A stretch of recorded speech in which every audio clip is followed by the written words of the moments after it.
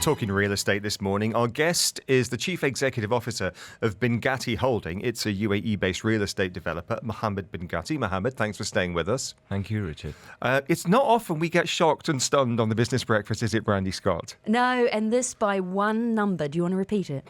So, Mohammed has launched this week a new, let's call it a tower in Business Bay downtown. It's a collab with Bugatti, the luxury car brand. And I'm going to let you say the number, Mohammed. How much is the most expensive apartment? 750 million dirhams. 750 million dirhams. And the phone is ringing off the hook for it. What's the entry level? Entry level, well, it's quite interesting. It's inspired or pays homage to the founding year of Bugatti, so it's 19.09 million dirhams. Nice. I get that. Okay, there's a lot of rich people here in Dubai at the moment. Let's talk about other parts of... No, let's talk about what you get for that 750 million. Brandy, you're keen to know, aren't you? Yeah, and we are getting so many questions and comments. As Rich said, people calculating. The daily rent, 102,000. Annually, 37 million. Don't complain about your rent rise. It's a 5% yield. Exactly. Darira get involved there. So, what do you get, Mohammed, for that money? Well, obviously, the first thing is it's a piece unique. It's the only Bugatti Sky Mansion that's, exists in the world. And you get a car lift that takes your car up to your apartment. You can park it in your living room and, show it off in front of your friends. You get a private pool, private gymnasium, private theatre, a room for your bodyguard, a room for, everyone else who works for you. You get your private office, pretty much all the perks under the sun. And so you must have researched, joking apart, that what someone at that level will need, because you're talking clearly about a multi-billionaire. Things like facilities for bodyguards and security. You've clearly thought about not just it being luxury and beautiful, and I'm sure it will be, but the practicalities of life as a billionaire. Absolutely, Richard. I mean, the entire project revolves around this notion. Again, the lifestyle we were trying to create or emulate here is one that is very incomparable.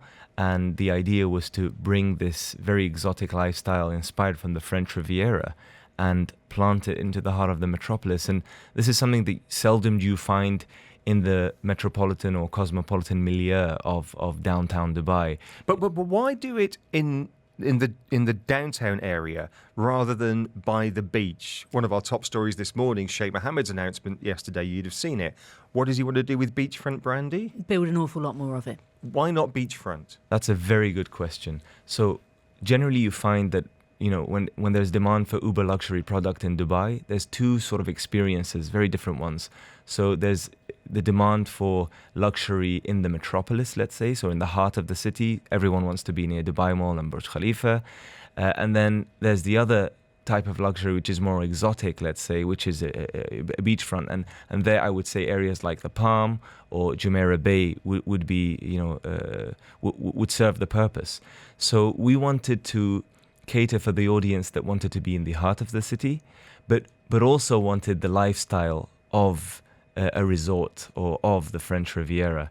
And so the size of... How do you create the French Riviera in Business Bay? That's a very good question. So it's a technical question. And I think what helped us with this project was the size of the plot. So we were fortunate enough to have a plot with a very wide frontage, which is very rare in an area like Business Bay. Again, it's a very cosmopolitan environment. So many of the plots in that area, from an architectural perspective or urban planning perspective, are quite narrow and high-rise oriented. This one was very wide, and that allowed us to create a Riviera-inspired beach within the project.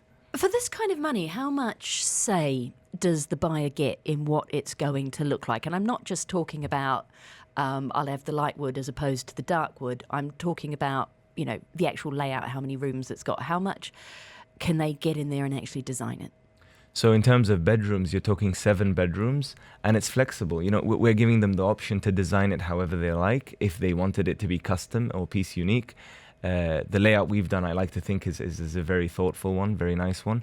But yeah, it's pretty much, you can get whatever you like in terms of a layout if you buy this.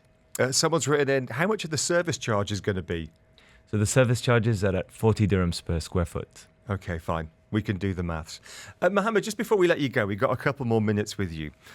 At BinGhatti, over the past few years, you've really built this real estate business, and some of what you do is luxury, but a lot of what you do is far more affordable. And I touched on this earlier. Drive past Silicon Oasis, we see a lot of your buildings and your signature orange and white frontage that you've developed. And these are apartments that are renting for what? 50 to 100,000 dirhams a year, I would guess, yeah? Correct. Is that business still ongoing? Are you still involved in that sector? Absolutely, Richard. So we like to cater to all segments in the market. I almost like to sort of remember the business model of a great brand such as Emirates Airlines. So, you have all the classes: economy class, economy premium, business, first, and then you can sometimes even get a private jet these days. And so it's very similar or synonymous in the real estate sector. So we're catering to all the segments, and the demand is there for the brand and for the product that we're doing. And you've decided to bring most of the services in-house. Often developers like you'll come up with a concept, but then you'll hire an architect, then you'll hire an engineering firm or a construction firm. But you're, to use a MBA phrase, vertically integrated. Most of this stuff is done in-house, is that right? Correct. And we've adopted that strategy mainly to control three aspects, three main pillars in the business: quality, time, and cost. And it's been a great success story for us. It's sort of given us our competitive edge, and it's been our unique selling point because, what we do as a developer is very unconventional.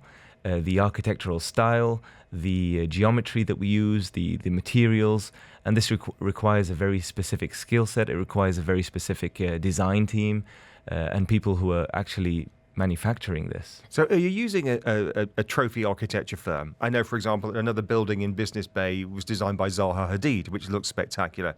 Have you gone with a trophy architecture firm? So for our projects, we have in-house design teams, very large teams. And for the structure, yes, we are in talks with actually at the moment 3 trophy firms that I cannot disclose right now, but we are in talks with them. Okay, well, I'll tell you who you're not in talks with. You're not in talks with me about buying a 750 million dirham apartment. Much as I'd love to be one of those people phoning you up, don't wait for your phone to ring today, because it's not happening for me or Brandy. But Mohammed, thanks for joining us today and for being candid. We like people who talk figures on the Business Breakfast, so we Pleasure. appreciate you revealing that. Mohammed BinGhatti of BinGhatti Holdings, if you just tuned in, a collab with Bugatti, the car company, new apartment building, let me call it that, in Business Bay. The flagship apartment is 750 million dirhams. Mohammed, shukran jazilan. Thank you. Dubai Eye 103.8. Join the conversation.